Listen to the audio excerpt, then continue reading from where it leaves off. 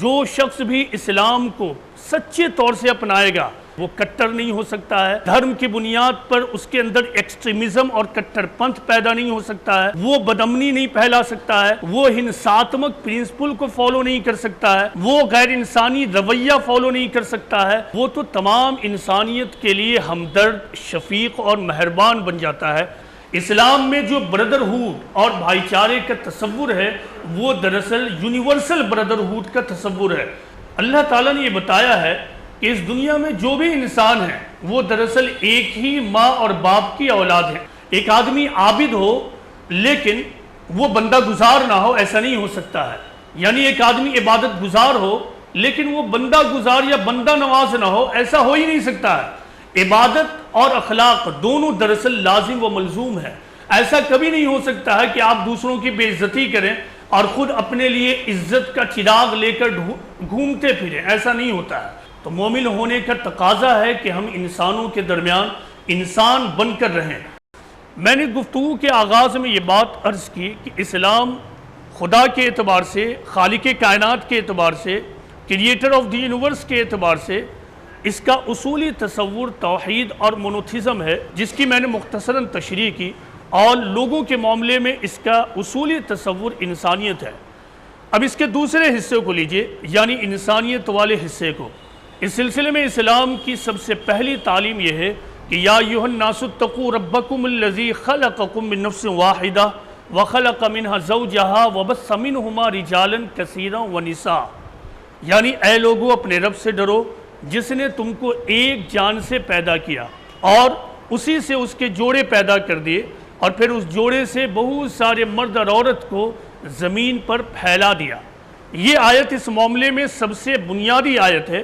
اس آیت میں اللہ تعالیٰ نے یونیورسل بردرہوڈ یعنی آفاقی بھائی چارہ کا تصور دیا ہے۔ اللہ تعالیٰ نے یہ بتایا ہے کہ اس دنیا میں جو بھی انسان ہیں وہ دراصل ایک ہی ماں اور باپ کی اولاد ہیں، اگرچہ ان کے رنگ الگ ہیں، ان کے مذاہب الگ ہیں، ان کا بیک گراؤنڈ الگ ہے، ان کی سوچ بھی الگ ہو سکتی ہے، لیکن پیدائش کے اعتبار سے تمام انسان دراصل ایک ہی ماں باپ کی اولاد ہیں۔ بعد کے زمانے میں جو ڈی این اے تحقیقات ہوئی ہیں وہ قرآن کی اسٹیچنگ اور تصور کی تصدیق کرتی ہیں۔ قرآن کی اسٹیچنگ کے مطابق جو بات سامنے آئی وہ یہ ہے کہ انسان پیدائشی اعتبار سے دراصل آپس میں بھائی اور بہن کی حیثیت رکھتے ہیں، اور اسلام کا یہ تصور کوئی محدود تصور نہیں ہے۔ لہٰذا قرآن میں جہاں ایک طرف یہ کہا گیا کہ مسلمان آپس میں بھائی بھائی ہیں، تو دوسری طرف یہ بھی کہا گیا کہ غیر مسلم تمہارے بھائی اور بہن کی حیثیت رکھتے ہیں، اس فرق کے ساتھ کہ مسلمان دینی اعتبار سے بھائی اور بہن کی حیثیت رکھتے ہیں اور دوسرے لوگ ان ٹرمز آف برتھ یعنی پیدائشی اعتبار سے بھائی اور بہن کی حیثیت رکھتے ہیں۔ اس اعتبار سے مسلمانوں کی سوچ جو ہونی چاہیے وہ مسلم بردرہوڈ کی نہیں بلکہ یونیورسل بردرہوڈ کی یعنی آفاقی بھائی چارے کی۔ اس سلسلے میں قرآن میں دوسری آیت اس طرح ہے کہ وَلَقَدْ كَرَّمْنَا بَنِي آدَمَ وَحَمَلْنَاهُمْ فِي الْبَرِّ وَالْبَحْرِ وَرَزَقْنَاهُمْ مِنَ الطَّيِّبَاتِ وَفَضَّلْنَاهُمْ عَلَى كَثِيرٍ مِّمَّنْ خَلَقْنَا تَفْضِيلًا، یعنی ہم نے بنی آدم کو عزت دی ہے اور اس کو خشکی پر اور تری پر سوار کیا اور اس کو پاکیزہ رزق دیا، اور ہم نے اس کو اپنی بہت سی مخلوقات پر فوقیت دے دی۔ اس معاملے میں یہ آیت آخری درجے کی حیثیت رکھتی ہے۔ اللہ تعالیٰ یہ کہتا ہے کہ ہم نے آدم کی اولاد کو عزت دے دی ہے۔ جب اللہ تعالیٰ نے خود ایک انسان کو عزت دیا ہے تو پھر ہم کون ہوتے ہیں جو کسی انسان کی اس کے مذہبی بیک گراؤنڈ یا کاسٹ بیک گراؤنڈ یا فکری بیک گراؤنڈ کے اعتبار سے فرق کر کے اس کی بے عزتی کریں؟ کسی انسان کو اس بات کا اختیار نہیں ہے کہ وہ اس طرح کے فرق کی بنا پر ایک انسان اور دوسرے انسان کے درمیان فرق کرے۔ نہ صرف یہ کہ وہ فرق نہیں کر سکتا ہے بلکہ وہ تمام انسان کو ایک نگاہ سے دیکھے گا۔ مسلمان دراصل اسی شخصیت کا نام ہے جو تمام انسانیت کو ایک نگاہ سے دیکھتا ہے۔ اللہ تعالیٰ نے صرف یہی نہیں کہا کہ ہم نے آدم کی اولاد کو عزت دی ہے، بلکہ اللہ تعالیٰ نے یہ بھی کہا کہ ہم نے آدم کی اولاد کو دوسری تمام مخلوقات پر فوقیت بھی دی ہے۔ یعنی ایک طرف عزت دی اور دوسری طرف یہ بھی بتایا کہ تمام انسان کو فوقیت دی ہے۔ تو اب ہم اور آپ کوئی نہیں ہو سکتے ہیں جو کسی انسان کی عزت سے کھیلنے کی کوشش کریں۔ تو یہ ہے اسلام میں انسانیت کا تصور اور انسانیت کی بنیاد۔ بعد کے زمانے میں مسلمانوں میں جو مسلم بردرہوڈ کا کانسیپٹ پیدا ہوا وہ اسلام کے سراسر خلاف ہے۔ اسلام میں جو بردرہوڈ اور بھائی چارے کا تصور ہے وہ دراصل یونیورسل بردرہوڈ کا تصور ہے، یعنی تمام انسانیت بھائی بھائی کی حیثیت رکھتی ہے، تمام انسانیت آپس میں خونی بھائی اور خونی بہن کی حیثیت رکھتے ہیں، یعنی صرف بھائی اور بہن ہی نہیں، یعنی ایسا نہیں کہ ادھر ادھر کا کوئی رشتہ ہے، بلکہ blood brothers and blood sisters کی حیثیت رکھتے ہیں۔ یہ اسلام کا تصور انسانیت کے معاملے میں پیغمبر اسلام محمد صلی اللہ علیہ وسلم نے کوئی ایک موقع بھی نہیں چھوڑا ہے کہ اپنے ماننے والوں کو انسانیت کی تعلیم دیں اور اس بنیاد پر اپنے ماننے والوں کی تربیت کریں۔ لہٰذا ایک روایت اس طرح ہے کہ پیغمبر اسلام محمد صلی اللہ علیہ وسلم مدینہ میں بیٹھے ہوئے تھے کہ عین اس وقت ایک جنازہ آپ کے سامنے سے گزرتا ہے، آپ اس کو دیکھ کر کھڑے ہو جاتے ہیں، لوگ یہ کہتے ہیں کہ اے پیغمبر اسلام یہ تو ایک ذمی اور یہودی کا جنازہ تھا۔ پیغمبر اسلام نے کہا کہ الیست نفسن، was he not a human being, کیا وہ انسان نہ تھا؟ یہ ہے پیغمبر اسلام محمد صلی اللہ علیہ وسلم کی تعلیم، یعنی ہر انسان انسان ہونے کے اعتبار سے عزت کا مستحق ہے، ہر انسان انسان ہونے کے اعتبار سے اکرام اور رسپیکٹ کا مستحق ہے۔ مسلمان وہ ہے جو ان اصولوں کو اپنی زندگی میں برتتا ہے، مسلمان وہ ہے جو تمام انسانیت کے ساتھ اعلیٰ سلوک کے ساتھ پیش آتا ہے۔ ایک حدیث رسول ہے کہ پیغمبر اسلام محمد صلی اللہ علیہ وسلم نے کہا کہ دیکھو تم مومن ہو ہی نہیں سکتے، تم ہرگز مومن نہیں ہو سکتے جب تک کہ تم رحم نہ کرو۔ لوگوں نے کہا کہ اے اللہ کے رسول ہم میں سے ہر شخص رحم کرنے والا ہے۔ پیغمبر اسلام نے کہا کہ رحم کا مطلب یہ نہیں کہ تم اپنے لوگوں اور اپنے دوستوں اور اپنے بھائیوں کے درمیان رحم کرو، رحم کا مطلب یہ ہے کہ تم تمام لوگوں اور تمام انسانیت کے ساتھ رحم کا معاملہ کرو۔ یہ ہے اسلام میں رحم اور انسانیت کا تصور۔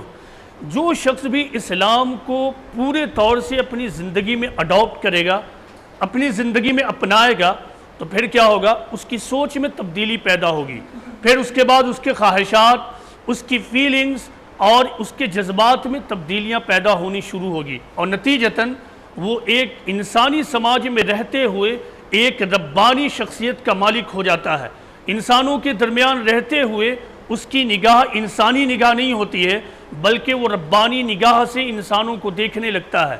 وہ تمام انسانیت کے درمیان رحمت، رحم اور شفقت کے ساتھ پیش آتا ہے، دوسروں کی دشمنیوں کے باوجود ان سے اپنے رشتے کو خراب نہیں کرتا ہے، دوسروں کی طرف سے بدسلوکی کے باوجود وہ اپنے اعلیٰ اخلاق کو برتتا رہتا ہے۔ لہٰذا پیغمبر اسلام محمد صلی اللہ علیہ وسلم نے ایک مرتبہ کہا کہ لا تکونوا امعاء، کہ دیکھو تم امعاء نہ ہو جانا۔ لوگوں نے کہا کہ اللہ کے رسول یہ امعاء ہونا کیا ہوتا ہے؟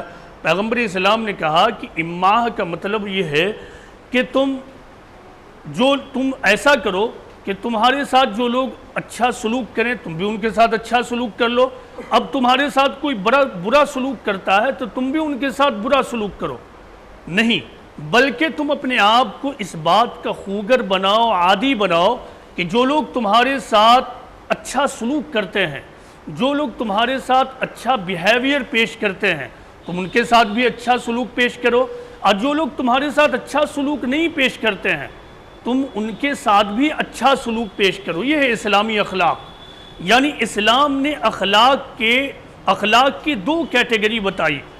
اس حدیث رسول کے مطابق اخلاق دو کیٹیگری کی ہو گئے، ایک تو جنرل اخلاق کہ میرے ساتھ کوئی اچھا سلوک کرتا ہے تو میں بھی اس کے ساتھ اچھا سلوک کروں، میرے ساتھ کوئی برا سلوک کرے تو میں بھی اس کے ساتھ ریٹرن میں برا سلوک کروں۔ یہ اسلامی اخلاق نہیں ہے۔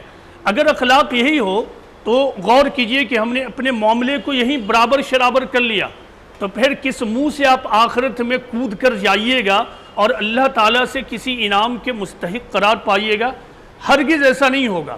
انعام کا مستحق تو کوئی شخص اس وقت ہوتا ہے جب وہ دوسروں کے معاملے میں دوسروں کے اعتبار سے اپنے اندر ایکسلنس پیدا کر لے، دوسروں کے اعتبار سے امتیاز پیدا کر لے۔ یہی معاملہ اسکول اور کالجز میں بھی ہوتا ہے۔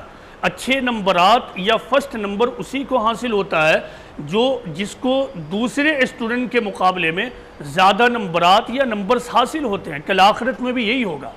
جب ایک اور دوسرے کا اخلاق اور مورلز برابر ہو جائے تو پھر اللہ ہمیں کیا دے گا؟ اللہ کہے گا تم نے تو معاملہ برابر شرابر کر لیا، اب تمہیں کیا کوئی چیز ملے؟ تو اعلیٰ اخلاق یہ ہے یا اسلامی اخلاق یہ ہے کہ دوسروں کے سلوک پر ہمارا سلوک ڈیپینڈ نہیں کرے گا، دوسروں کے برتاؤ پر ہمارا برتاؤ ڈیپینڈ نہیں کرے گا، بلکہ ہمارا برتاؤ ہمارے پرنسپل پر ڈیپینڈ کرے گا۔ اور ہمارا پرنسپل دراصل قرآن و سنت کی بنیاد پر تیار ہوتا ہے۔ اور وہ پرنسپل کیا ہے؟ وہ لوگ جو ہمارے ساتھ اچھا سلوک کریں ان کے ساتھ بھی اچھا سلوک کریں گے، اور جو لوگ ہمارے ساتھ اچھا سلوک نہ کریں ان کے ساتھ بھی ہم ظلم نہیں کریں گے، ان کے ساتھ بھی ہم بدسلوکی نہیں کریں گے۔ پیغمبر اسلام محمد صلی اللہ علیہ وسلم نے، جیسا کہ میں نے عرض کیا، کہ کوئی موقع ہی نہیں چھوڑا کہ اپنے ماننے والوں کو انسانیت کی آخری تعلیم دے دیں۔ ایک موقع سے پیغمبر اسلام نے کہا کہ لا یشکر اللہ من لا یشکر الناس۔ یہ بہت ہی اہم ترین حدیث ہے، اس کو بہت غور سے سمجھ لیجئے کہ لا یشکر اللہ من لا یشکر الناس، یعنی وہ شخص جو انسان کا شکر گزار نہیں ہو سکتا ہے وہ خدا کا بھی شکر گزار نہیں ہو سکتا ہے۔ یہ آخری درجے کی بات ہے، یہ آخری درجے کی بات ہے۔ اب غور کیجئے کہ ایسا کیوں ہے؟ ایسا اس لیے ہے کہ ہم انسان کسی اسپیس میں نہیں رہتے ہیں، بلکہ ہم انسانوں کے درمیان رہتے ہیں۔